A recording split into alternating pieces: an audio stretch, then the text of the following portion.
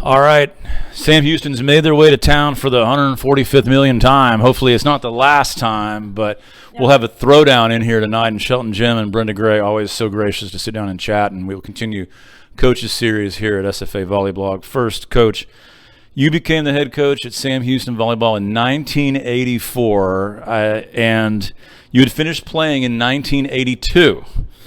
So the first question to you was it clear at that time that you wanted to be a head coach? Absolutely not. I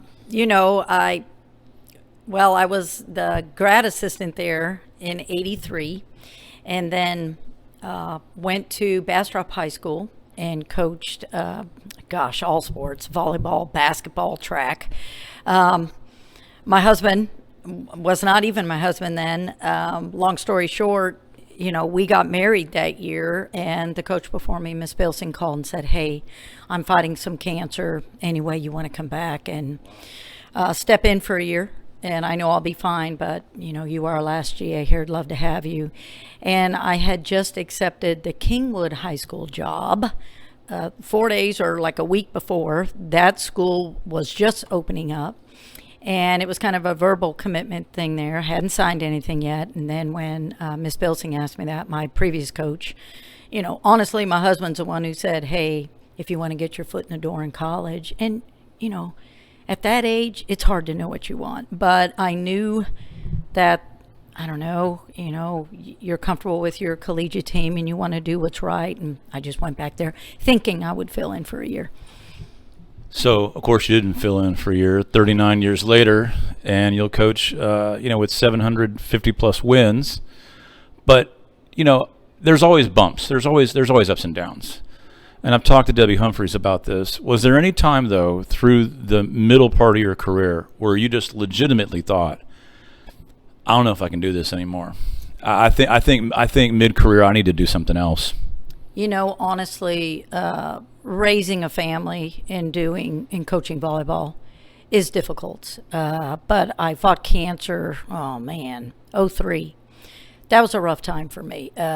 Just having to go through everything I had to go through and still coach a team and still trying to raise my children. I wasn't alone by any means, but that was very hard. So did I think, I'm going to let this go? It just got to a point where it almost triggered that incentive to say, nothing's going to beat me, and I'm going to do this the right way. So, taking care of myself, not missing anything with my team, and trying to do the undercover no one knows, that's hard too, because you don't want them to, quote unquote, feel sorry for you by any means. And then it kind of got out that a couple of players figured it out, and long story short, it was a gratifying year but a very difficult year. But other than that, no. I mean, the inspiration, the love, and the passion I have for the game, I don't know, I guess it was something that it was just meant to be for me.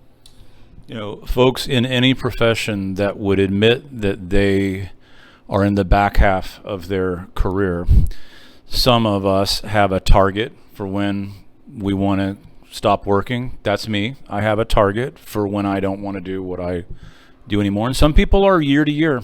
They just say to themselves, the game will tell me, or my profession will tell me when I want to retire. Which are you? Do you have a target, or are you just somebody who is a year to year, the game will tell me? Well, I'm a numbers person. So here I'm in my 40th year of coaching because I was in high school for a year. Not counting any type of grad assistant or anything like that. So here I am at 40. But then I tell myself, I'll be 40 next year at Sam Houston.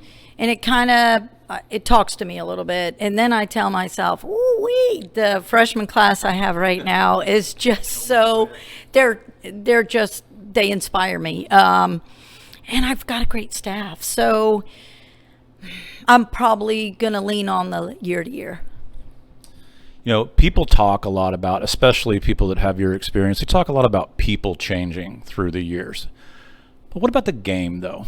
What would you say from 1984 or when you were a player? What about the game itself? What do you notice as the biggest changes in collegiate volleyball, the game? It's so much faster. The players are so much stronger.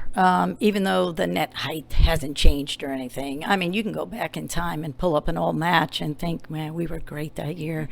Put them up against what we're doing right now. There's absolutely no comparison. The rules of the game have changed so much. I mean, I was around when, side out volleyball went on forever. Then they wanted to go to 30. Then they jumped back to 25. Then they went to rally. And now, we've added a line where you could serve from anywhere on the end line. 10-foot line comes into play with the back row attacker. Just so much of the game has changed. But I think you've got to keep up with the game. I think the changes that they've made in the game have made the game that much more exciting. So I'm going to stay with the speed of the game and the power of the players. One thing that I've always appreciated about you, and I want to make sure the people that are watching this realize this, is that you've always been accommodating. You've always been accessible. I think people in the media, they know that there are times when coaches need to be with their players and you're not going to get a conversation, or you're not going to have an accessible time with the player.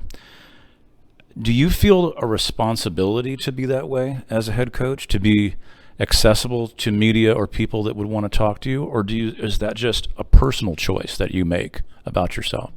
I definitely think it's a combination of both. I think if you've taken on that job and responsibility to be a coach, you owe that to those that are coming and want to know what's going on. You owe them your time. Who I am, I want to be able to tell you about my team. I want to be able to tell you about my program because I absolutely love what I do. And I just think that it's up to me to be able to, quote unquote, show my face, win or lose. I mean, that's just the nature of our profession. Recently, and I don't know whether you've seen it, but a video is circulated from Kara Lawson, who's the head coach at Duke basketball. And in that video, she's addressing her team before a practice. And the point of the video is that you can't wait around for life to get easier. It always gets harder. And what she's telling her team is that you have to be a kind of person that handles hard better. Agree? Definitely. I think the adversity falls into play all the time. I mean, I ask my girls, this is ironic. Just the other day, those that were on the team last year versus those that are still here that were on the team last year. I said, was last year easier or is this year easier? And they all said, last year was a lot easier. And I said, definitely, because we've just come up against so much adversity and it's tough to keep those kids ticking at a high level. So going back to the concept of change, you talked about the change of the game.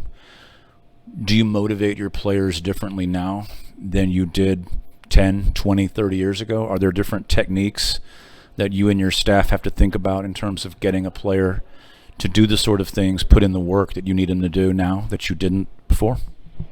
The answer is yes, you have to. I think today's youth is way different than it was some 40 years ago. I would love to use some of those old tactics, even though I just don't think, you can. You have to evolve with the times.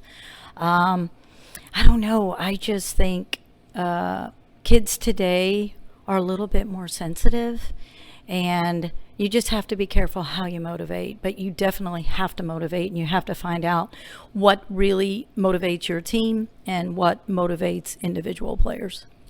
And last, Coach, we talked about this a little bit before we started rolling the tape, but you come into tonight 6-16, but you've played a very tough non-conference schedule.